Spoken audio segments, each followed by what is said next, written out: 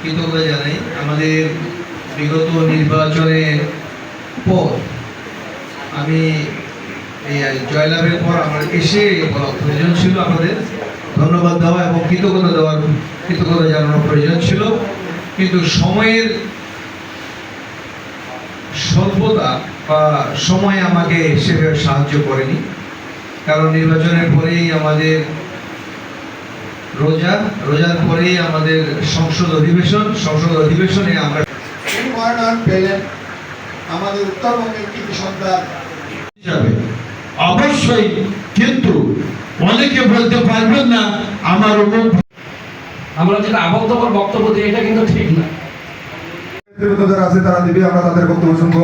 ইসলাম মঞ্জু ভাই সকলে ভালো আছে ইনশাআল্লাহ। আমরা বিএনপি করি না এবং প্রধানের মত বিনিময় সভা করছি। উপজেলা নির্বাচন হয়েছে, সেই কারণ এই মন্দিরে যে পুরোহিত আছে তাদের একটি ব্যাপার চলে। আমি সংগ্রামী সাথী ও বন্ধুগণ, বিএনপি সংগঠনের অনেক জনাব মঞ্জুরুল ইসলাম, আপনারা জানেন সেই নির্বাচনে সভাপতি সেক্রেটারি